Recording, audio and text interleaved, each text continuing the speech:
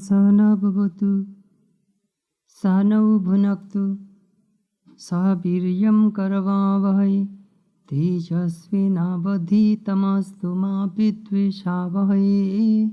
Om Shanti Shanti Shanti. May Brahman protect us.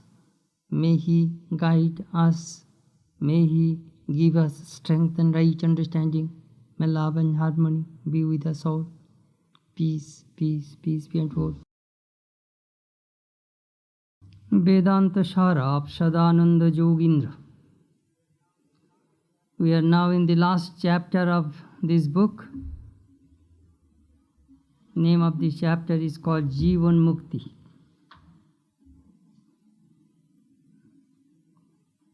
Living free, liberated in life.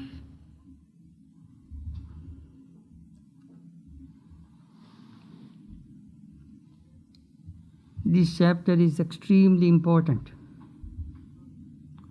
because this chapter tells us what is the goal of human life. Mukti, liberation. Not salvation, liberation.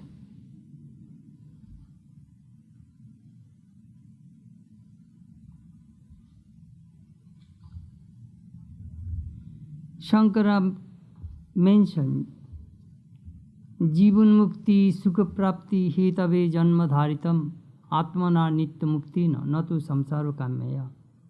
Why are you born in this world? Shankara was asking. What for? To experience the bliss of the living free. Otherwise, your Atman is ever free, ever pure, ever perfect.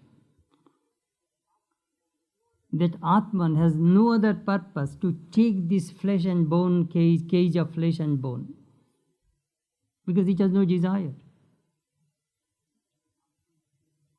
Atman has no desire. Jivatma, individual soul, has desire. Now I hope you understand what is Atman and what is Jivatman. Atman means pure consciousness. Jivatman means consciousness associated with your intellect. That Chidabhas, that Atman reflects on the intellect, buddhi, mind, antakarana, and becomes the individual soul. That individual soul has bondage.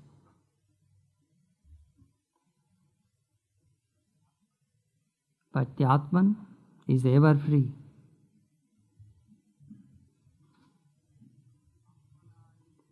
Atmana Nitya Muktina Natu Samsara Kamaya. Atman is ever free. It has no desire for the enjoyment of this world. Then why does it take human birth? Just to experience the bliss of the living free. Shankara said. In the second chapter of the Gita, last part, we find Arjuna asked this question to Krishna. Sthita pragyasya ka bhasha samadhisthasya kishava sthitadi kim prabhasheta kimasita brajeta kim. Oh Krishna, you are talking about a man of a steady wisdom, an illumined soul. How could you tell me, how does he talk? How does he behave? How does he live in this world? How does he move? How does he function? I am very curious to know about that person. Then that chapter begins. Krishna talked elaborately.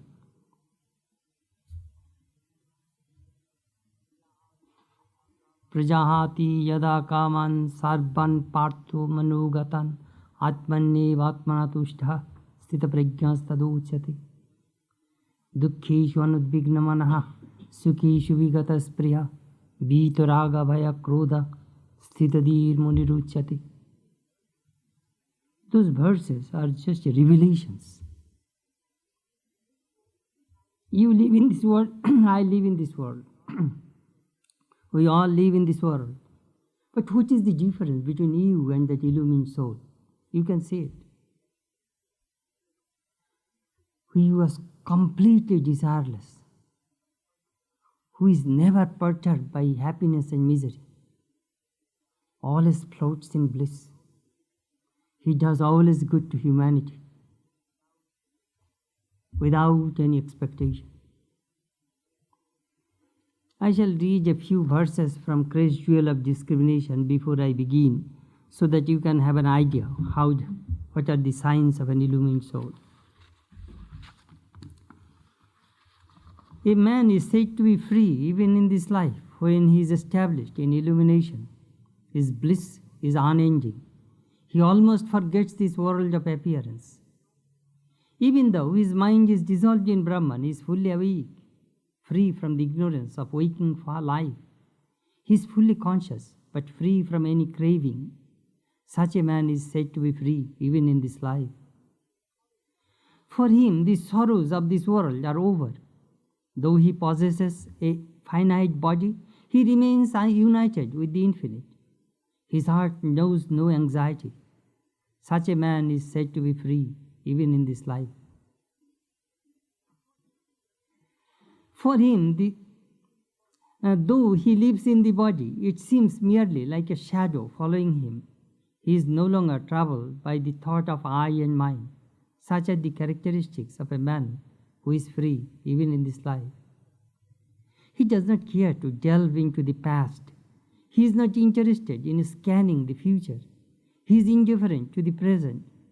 This is how you may know the man who is free even in this life. Good and evil appear to exist in the world. Persons and objects seem to be distinct from each other.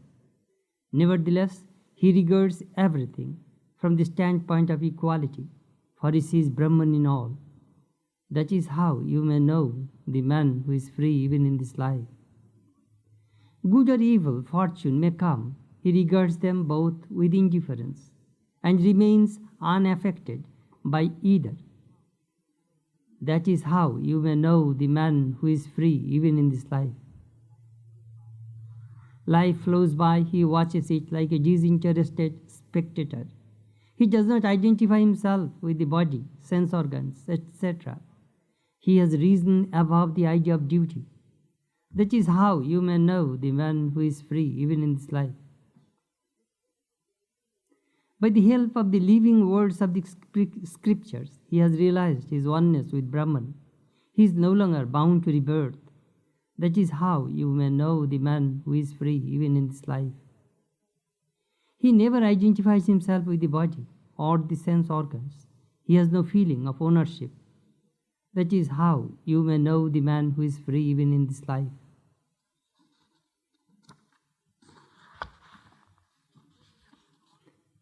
Holy men may honor him, evil men may insult him. His feelings are the same. That is how you may know the man who is free in this life.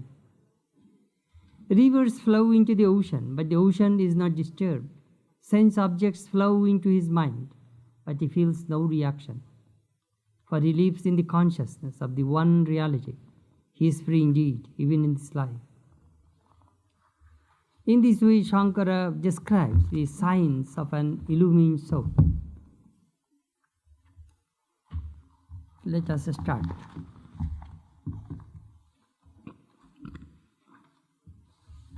Atha jivan mukta lakshanam uchati.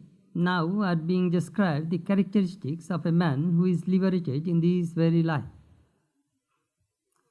The blessed soul whose ignorance has been destroyed by the realization of Brahman in the Nirvikalpa Samadhi becomes liberated at once from the body if there is no strong momentum of past actions, prarabdha karma, left. But if there is, it can only be worked out. Such a man is called jivan mukta, or one liberated while living. Though associated with the body, he is ever untouched by ignorance or its effects. His ultimate liberation comes with the destruction of the body.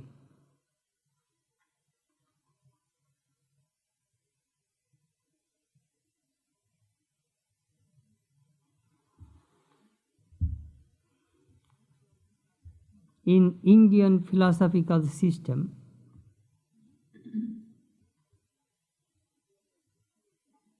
there are various kinds of liberation. The dualistic school has 4-5 kinds of liberation. Sarupya Mukti, Shalokya, Sajujya, Sarshti, Samipya. First kind is Sajujya Mukti. A devotee wants to be united with his beloved. They are dualist. They are saying God is separate from me. Samipya, I want to live close to God. That they consider it as liberation. Some people think that I like to live in the same abode with God. Some people think that I like to have power like God. Some people think liberation means similar, the divine form. If I have a divine form, I shall be happy.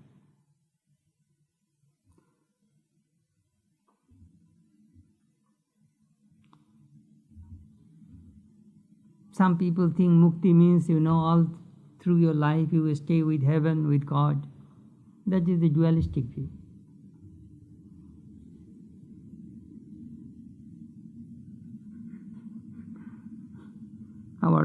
Recently we are reading in the newspaper 39 people went to heaven, waiting for that, taking the help of that comet. That is the concept of heaven. These people believe that this is the way we can reach heaven and can have eternal peace and happiness.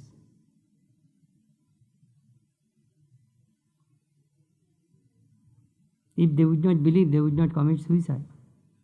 Mass suicide. See the dualistic problem of the dualistic approach.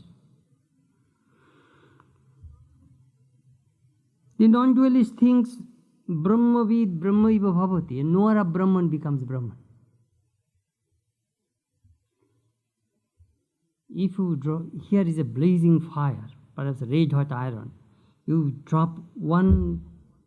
sprinkle one drop of water, immediately that water evaporates. So this individual soul, when it merges to the cosmic soul, it becomes one with cosmic soul in no time. It becomes Brahman. You see, why do the people respect the holy people? Because the body of a holy people is not an ordinary body. It is called Bhagavati Tonu. He carries God all the time inside his heart. So his movement, his action, his behavior, everything is very pure, spiritual.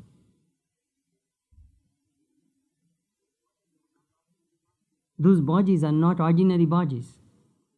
Though he has flesh, bone, food, they eat, behave like all of us, but he is special.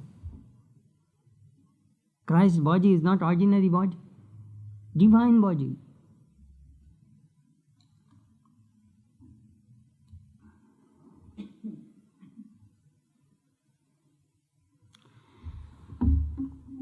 জীবন মুক্ত নাম স্বস্বরূপ অখণ্ড ব্রহ্মজ্ঞানীন তদজ্ঞান বাধন দ্বারা স্বস্বরূপ অখণ্ড ব্রহ্মাণি সাক্ষাৎকৃতি অজ্ঞান তৎকার্য সঞ্চিত কর্ম সংশয় বিপর্যয়াদে নামোপি বাধিতত্বাৎ অখিল বন্ধ রহিত ব্রহ্মনিষ্ঠ. Sadananda Yogendra says, a man liberated in life is one who, by the knowledge of the absolute Brahman, his own self, has dispelled the ignorance regarding it and has realized it, and who, owing to the destruction of ignorance and its effects, such as accumulated past actions, doubts, error, etc., is free from all bondage and is established in Brahman.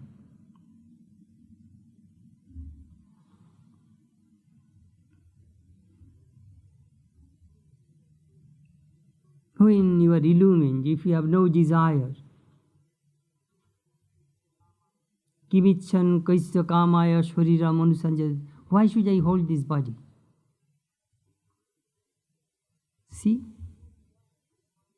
I have no desire, then why I don't see any purpose to live in this world with this body. So I can give it up.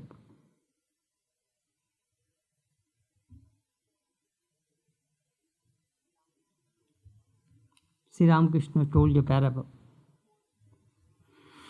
4 friends went to see what was behind the wall. They put a ladder. The first man climbed on the top. Ha ha ha ha ha ha ha ha ha. He saw and laughed and jumped. Second friend went, climbed to the top. He did the same thing. Third friend did the same thing. Fourth friend saw it and came back to tell the people, I have seen that infinite one, the ocean of bliss and happiness and peace. Come with me, I shall show you. That man is Jivan Mukta. That is those who have read the, the Buddhist tradition, the concept of Bodhisattva. Do you know what Bodhisattva means? That person crossed the river and he has a ferry boat. He asked people, come on, I shall take you to the other side of the river. Why do you suffer in this world? That is the job of the Bodhisattva. He always helps people. He is not happy for enjoying his own liberation. He wants to liberate others. Come, have share with me. Sri Ramakrishna gave another illustration. You are my neighbor. You dug a well. And you have all the spades and the baskets, all these things, the equipments you used for digging the well. You did not dispose them off. You kept in your tool room, in the tool shed. And I was telling brother, I am going to dig a well. You have nice water. I like to have water in my place. Then you came forward and said, you will not have to buy all these equipments and the baskets and the spade, all these things I have. Please use them. I shall be very happy. Otherwise it will be unused in my tool shed. Please have them. He is a Jivan Mukta. My teacher used to say, if you get a nice mango, don't eat it by yourself. Just share with others. He is Jivan Mukta. He is not selfish. You see, there are some dry Vedantins are also there. Well, Swami, what do you mean by dry Vedantins? They close their eyes and all the time tries to experience I am Brahman, I am Brahman. And there is another kind of Vedanti. Sometimes they close their eyes, say I am Brahman. Sometimes they open the eyes and see the sufferings of the people and tell them, you are Brahman too. Tattvamushi, thou art that.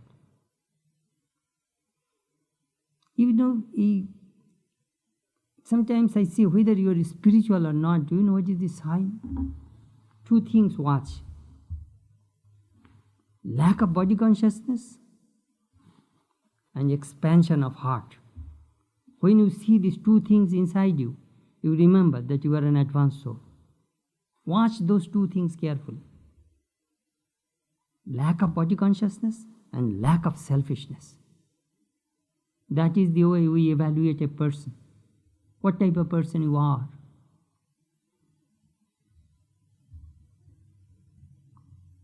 You will not have to read too many scriptures. Watch these 2 things on you. Am I unselfish? The unselfish person is always miserable. Always thinks about him, myself. Me. He is repeating all the me mantra. Me, happy me, make me happy, make me satisfy me, all this time me generation. Self-centered, selfish. And they have all kinds of problems. If you all the time busy to help others, you have no time to think about yourself. So your problems also disappear. One Swami told us, very, very, very practical thing he told us. Listen, monks, you have given some gross worldly desires.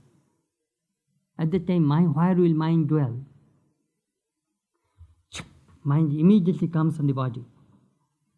Good food, comforts. Good food, comforts.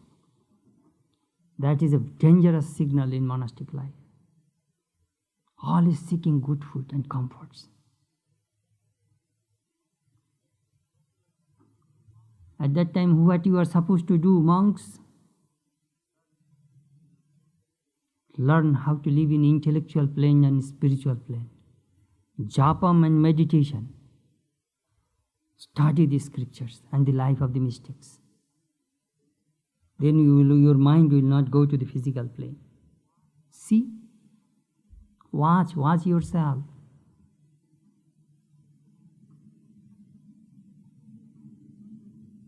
The moment your mind is not going to the world, where will it go? Mind will go somewhere. Immediately comes on the body. Food. Some people, the more you are body conscious, the more disease you have. Various kinds of disease. Day and night thinking of the body. I know a person used to read that Reader's Digest published, I am Joe, I am Joe's kidney, I am Joe's heart, I am Joe's brain, I am Joe's stomach. At the moment you read those things, you see all those signs you have, and you go to a drugstore and buy the medicine. Or all is consulting with the doctors.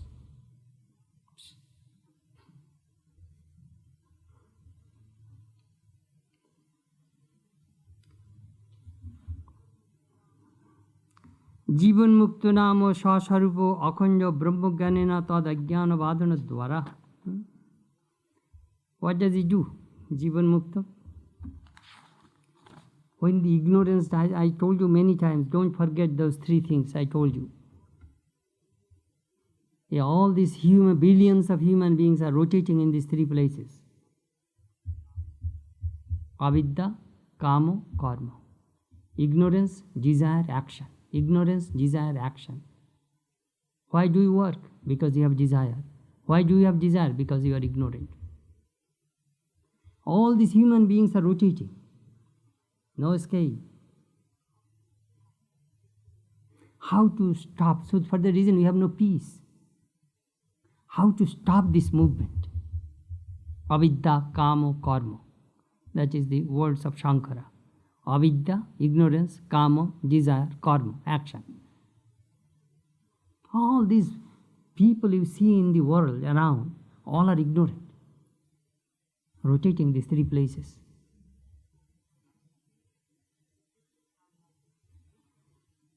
Some have good ignorance, some have bad ignorance. Good ignorance means even the great teachers, they have a little ignorance, otherwise they cannot function. That's why we are going to talk. Anyhow, listen. Sadananda Yogendra used that word prarabdha vashat. Prarabdha. Prakrishti rupena arabdha. The action which has started to bear the fruits. That is called prarabdha. Vedantic tradition mentioned three kinds of karma. Sanchita, Agami, Prarabdha. Another school says Sanchita, Kriyamano, Prarabdha. Sanchita means accumulated. If I give the illustration, you will understand better. Here is a quiver at your back. And in that quiver, there are three arrows. And you have a bow in your hand. You take one arrow and you hit the target. You have no control over that arrow which you have already shot. It is gone. The second arrow you have taken and you are about to throw. At that time you are thinking, why should I throw? You have still control over that one. And the back one, you have full control. The back one is shunchito, accumulated. You have not yet used. That arrow has not yet bear the result. This one is about to bear the result. In future you will get the result. And the one you have shot, you have no control.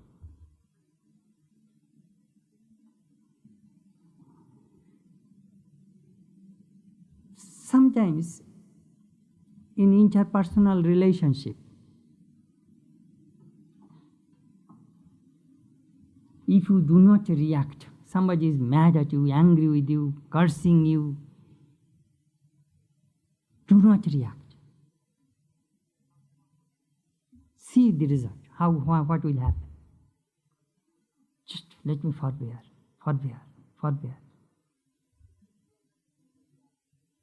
That means you are not throwing the arrow, you are not reacting.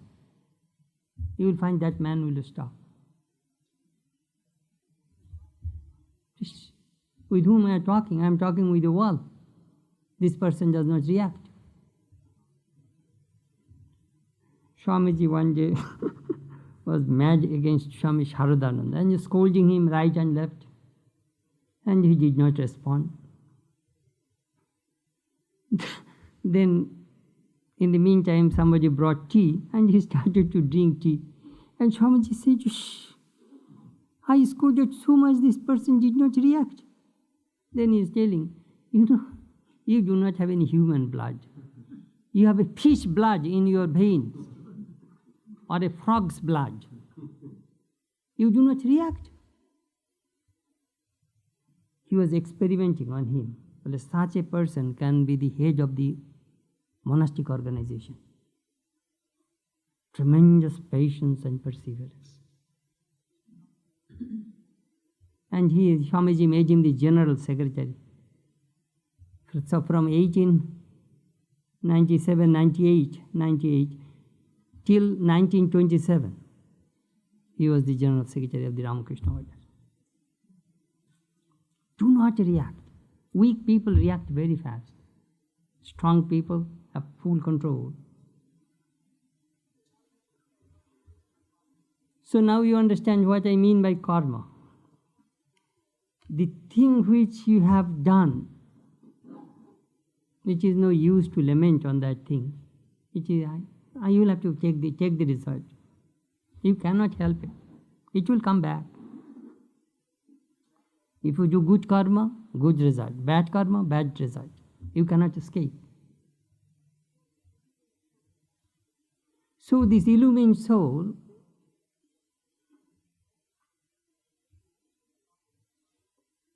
is Mool Avidya. Mool Avidya means original ignorance has been uprooted by the knowledge of Brahman.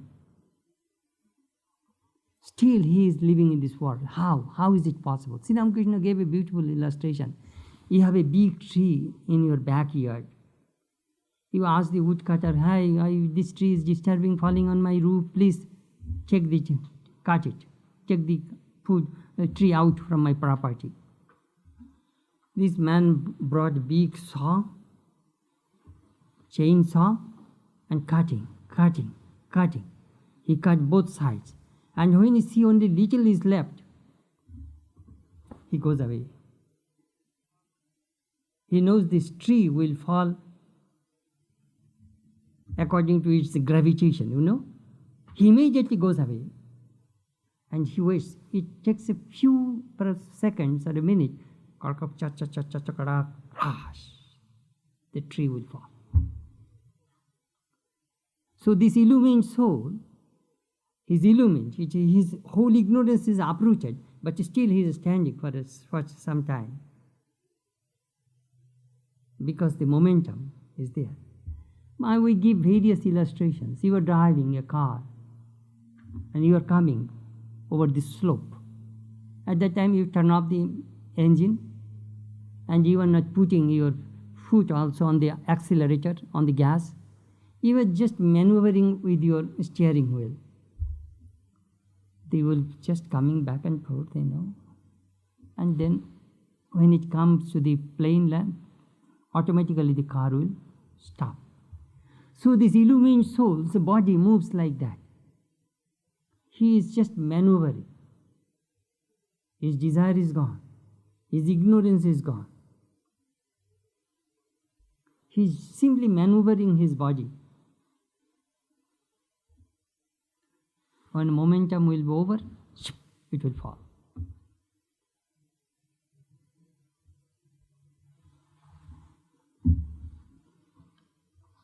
You must understand this part of the philosophy is very, very important.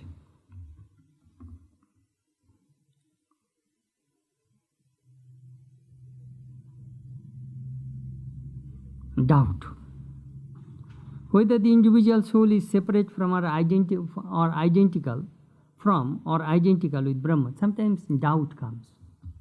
Am I really Brahman or am I separated from Brahman? Doubt. Do you know why do you have doubt?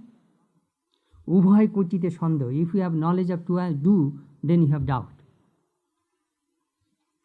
You have an engagement that John and Jack is supposed to come to see me in the evening. I am seated in my room. And from a distance, from the sidewalk, I see somebody is coming. It is dark. I cannot see. It is John or Jack. I don't know. It is John and Jack. This time my doubt is coming. But if I have an appointment only with John, I know John is supposed to come and see me. Then I don't have doubt. John is coming. See? Why do you doubt people? Because you have this knowledge of two. Second, error. Biparja. False knowledge. Identification of the body with the self. Among the effects of ignorance is the idea of reality, which is an ignorant person has about the relative phenomena. It's thinking this world is real is false knowledge. Thinking this body is Brahman is false knowledge. That is the way we are identified.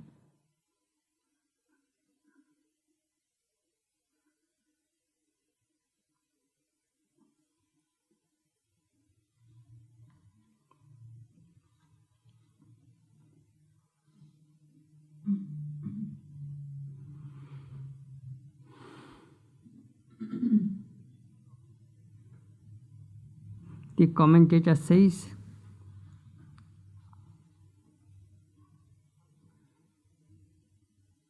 first learn how to examine this world where we live in.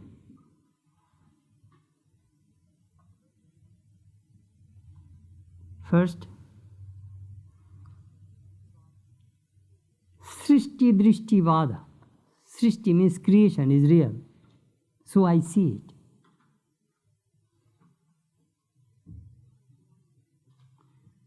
This school belongs to the ordinary students. Most ordinary students, they think this world is real. Do you know what Srishti Drishti exactly means? This school of Vedanta believes Jagat Anitya. কিন্তু মিথ্যা নয়।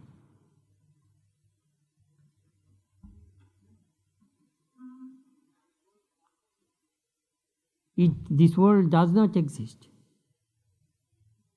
but it has apparent reality. It can be seen. Let me give an example, then you will understand. Bandhaputra, son of a barren woman, Anitya. It does not exist.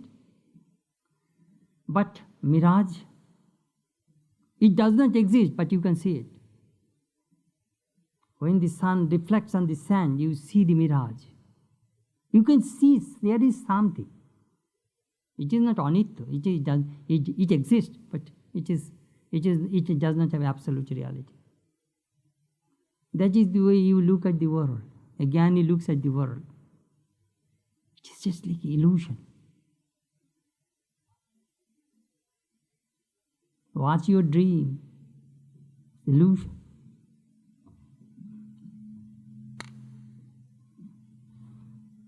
The second school believes Drishti Srishti Vada. This world exists because I see. If I do not see, the world does not exist. When you're in deep sleep, where does the world go? Goes away, disappears. It merges into cosmic ignorance. That is the source of this manifested world. Another school is Ajatavada of Manjuk, of Gaudapada. He does not believe in creation. But I see it because you are ignorant, so you see it. A Jnani sees only Brahman.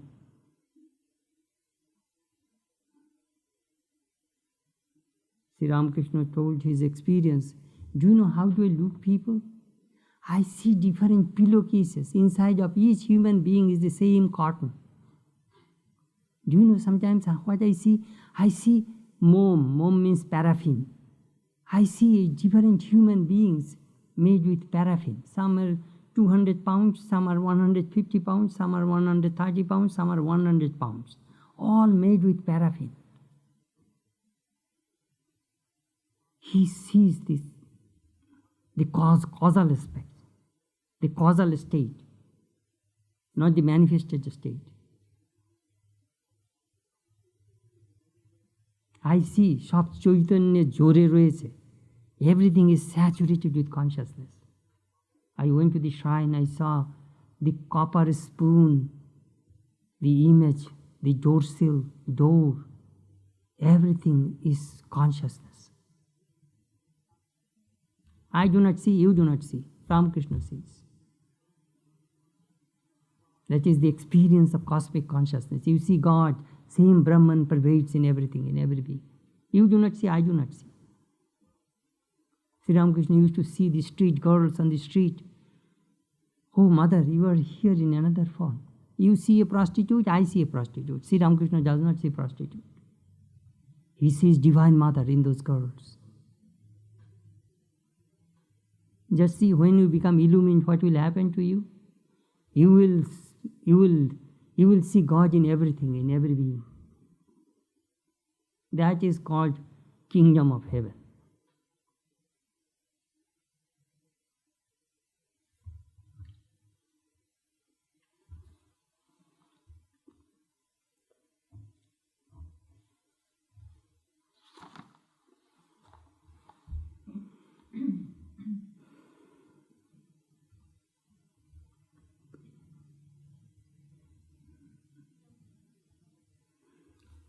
Sri Ramakrishna gave another illustration.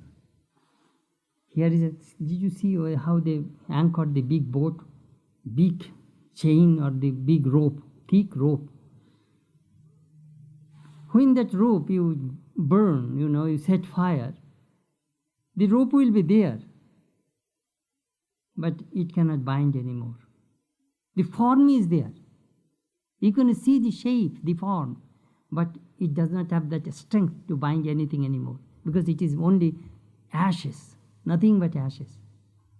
So a Jivan Mukta is less like that.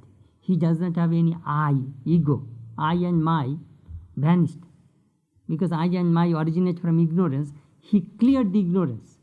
So I and my do not function in his mind. It is an amazing phenomenon. Really, it is an amazing phenomenon. When you have no ego. Could you imagine that state?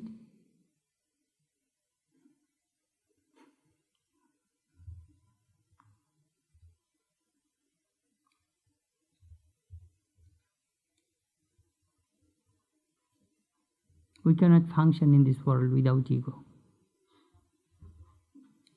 For the reason Sri Ramakrishna said, the great teachers hold the Vidya Rami, knowledge I and ignorant eye, ignorant eye, the knowledge eye. I shall do good to the world. I shall share my knowledge with others. With that ego, you cannot hurt anybody. Sri Ramakrishna gave another illustration. Here is a sword, knife, made with iron. With that iron knife you can cut things. But when it is touched by philosopher's stone, it becomes gold knife. With that gold knife you cannot cut anything. Gold is very soft. So when an illumined soul becomes a gold knife, no use, but very precious. If you melt the gold knife, you will get a lot of money. It becomes very precious, but it has no use in that way.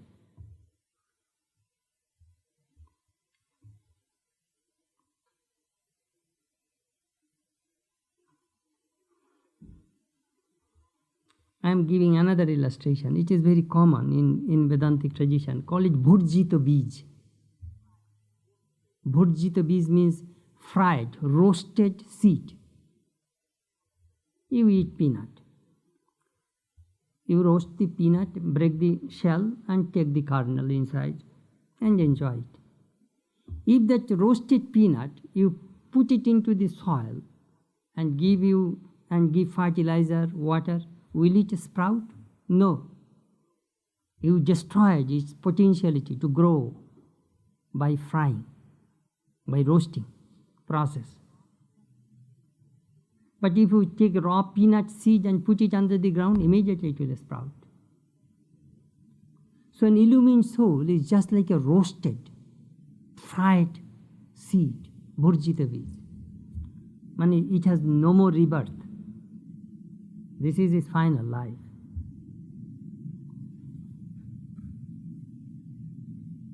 Beautiful concept.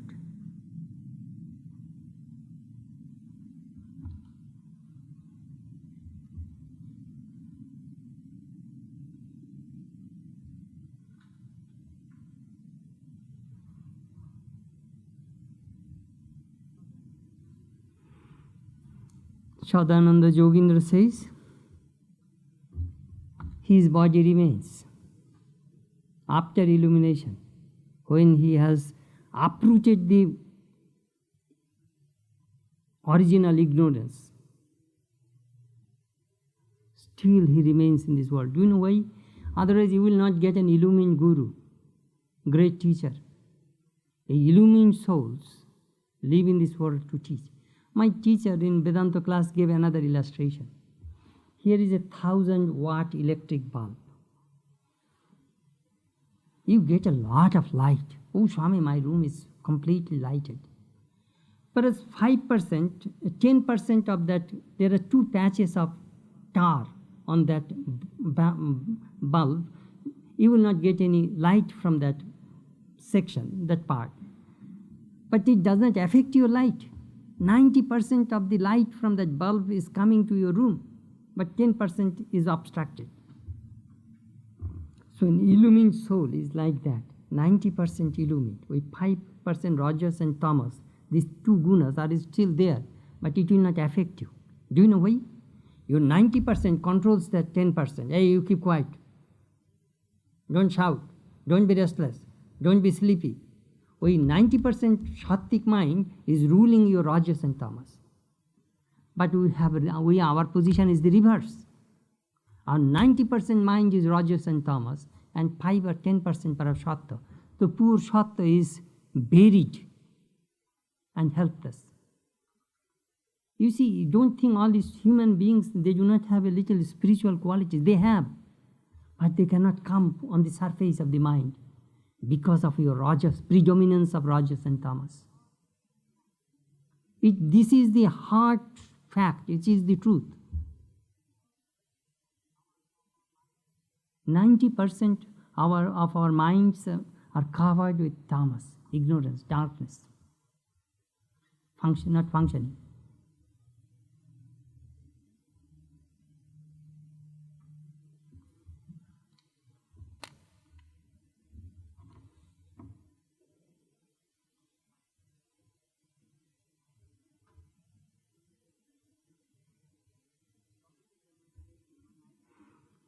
This commentator made a very nice remark. If the room is covered with darkness thousands of years, Sri Ramakrishna also mentioned, does the light come slowly, slowly? In the twinkling of an eye, the whole room can be lighted. Same thing, a cave is covered with darkness for thousands of years. All of a sudden, that cave was lighted. But if you remove the light, again the darkness will cover. Darkness will cover the cave again. So he says that it can be replaced. Darkness can come again. But what have happened to a man of what happens to an illumined soul?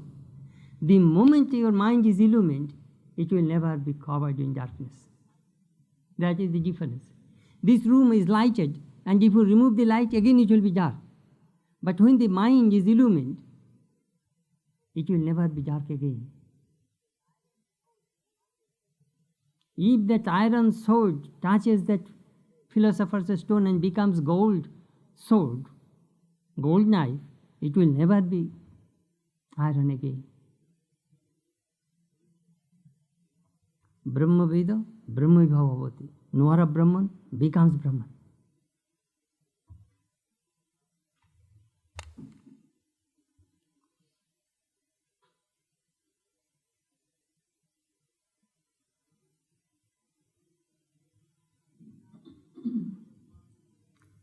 Jnanagni sarvakarmani bhasmasat kuriti tatha.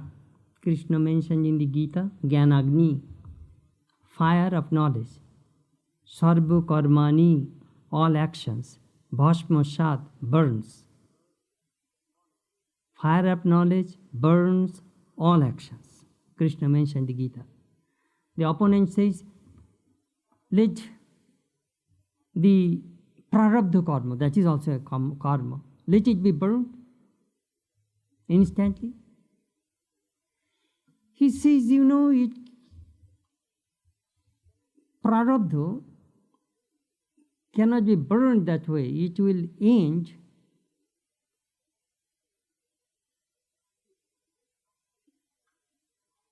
through experience.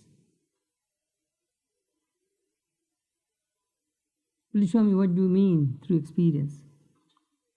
You did something very wrong, and as a result you got a disease. A person got AIDS and got that disease. What will he cannot stop it. He is not doing any more bad things, but that AIDS, that disease will pass over his body. He cannot help it. Then one day that person will die. So similarly, as I say in the, it is a bad karma. Similarly, good karma also, it will pass over your system.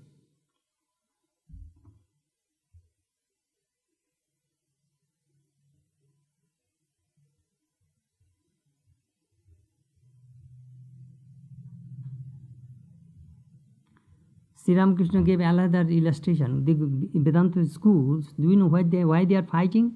What is the point of their argument? Their argument is, you Vedantins says that the moment knowledge comes, ignorance goes away. Still I see that man is eating, sleeping, chatting, walking. How is it possible? That is the opponent's arguments. So Vedanta school is raising these points again and again and telling it is possible. Avidya leshat. Avidya lesh thake. Avidya lesh, do you know what? Here is a diamond, rabbit, or a gold, rabbit. At last, you will find a little bit will remain which you cannot finish it anymore. Because you, with your two fingers, you are rubbing. A little remains. Look how the Vedanta school is defending this theory of this Jivan Mukti. You have seen a snake on a rope in the darkness. You cried out, snake, snake, snake. You are fearful, you are shivering. The moment I brought a flashlight and can look, it is a rope, it is not a snake.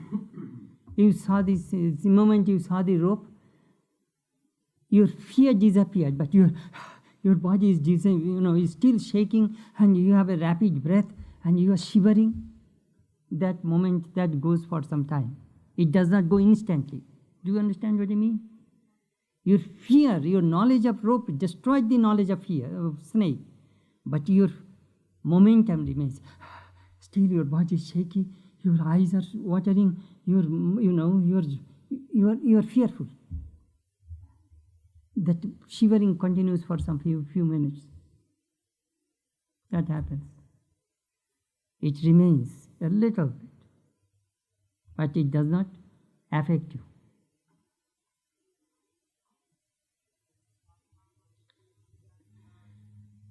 Atmanam ched vijaniyat kimichan kaisya kamaya shariramichan na priya priya sprishata. That is a beautiful statement of Brihadaranyaka Upanishad. Priya apriyo, priyo apriyo, good and bad, sprishata, cannot touch that person. An illumined soul, good and bad cannot touch him. Where will it touch?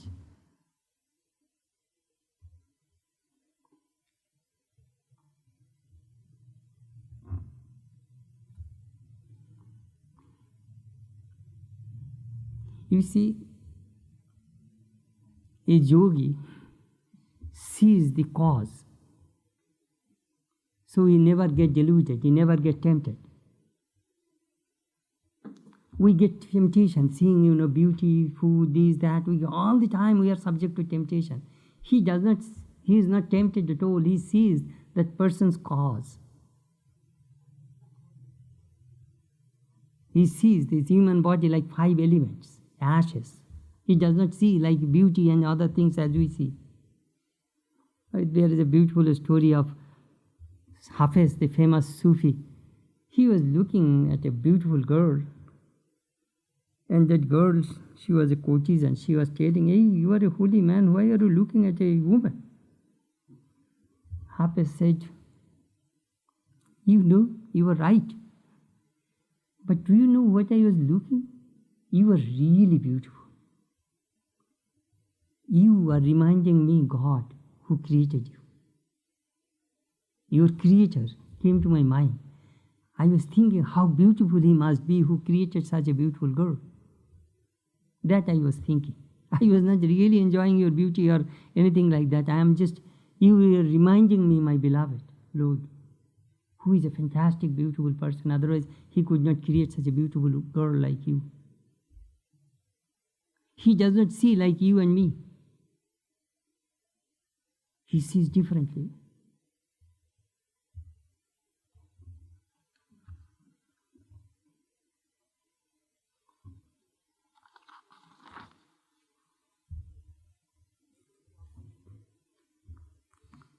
Again, the opponent raised the question, does this ignorance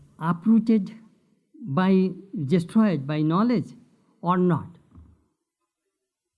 If you say yes, the ignorance is uprooted, destroyed by knowledge,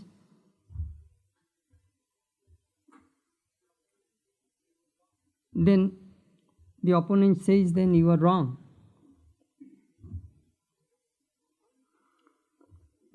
If you burn the thread, that means you have burned the cotton also. You have burned the cloth also. Cloth is the combination of all these threads. So the moment the cloth is burned, the thread is burned. And if the thread is burned, the cloth is burned. What is the cause of the cloth? Thread. This is span, that these fibers. So if the cause is uprooted, then the effect is uprooted. The cloth is burned. If the thread is burned, the cloth is burned. So if the ignorance is the cause of this action, sanchita karma, if the ignorance is gone, so this must go. That is the opponent's argument. And if you say the knowledge cannot remove the ignorance, then you are wrong. You are gone. Now you will have to answer these people. They are all Naiyayikas, famous logicians. They have their school of thought, philosophy. How will you answer?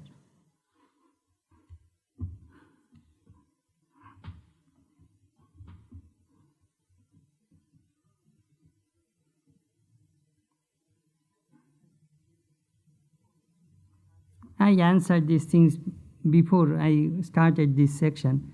As I said, if you cut a tree, a little bit remains, automatically the tree falls.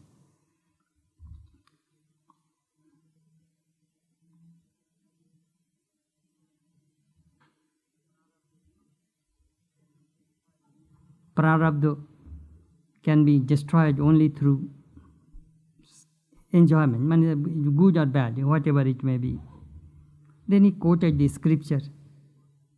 We see that some illumined souls live in this world and they teach. And we know their signs also. Don't you see, when a house is burnt, even the structure remains? Doors, windows, inside all your things are burnt into ashes. Still that structure remains.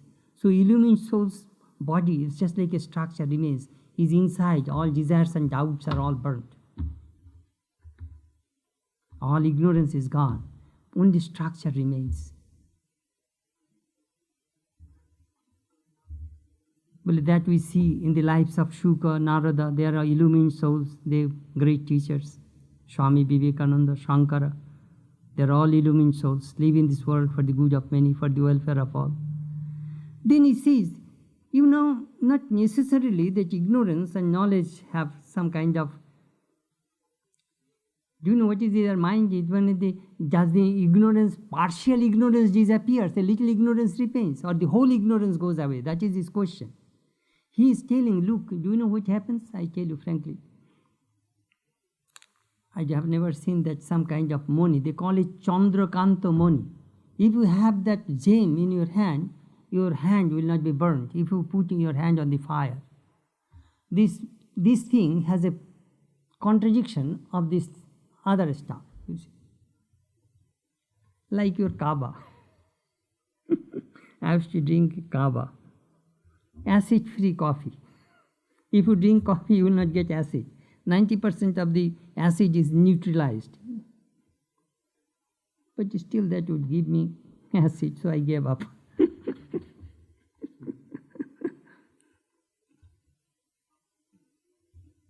That is a good illustration, kava.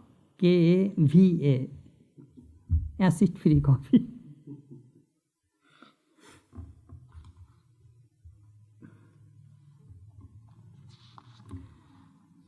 Then Vedanta is giving another illustration. Did you see how a potter rotates his wheel?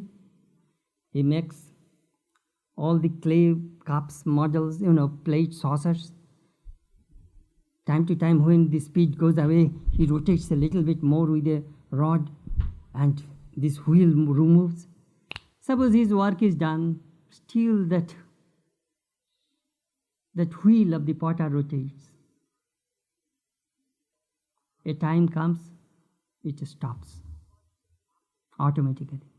So this human body, after illumination, moves like that wheel, that is the wheel of the potter. Then one day it will stop.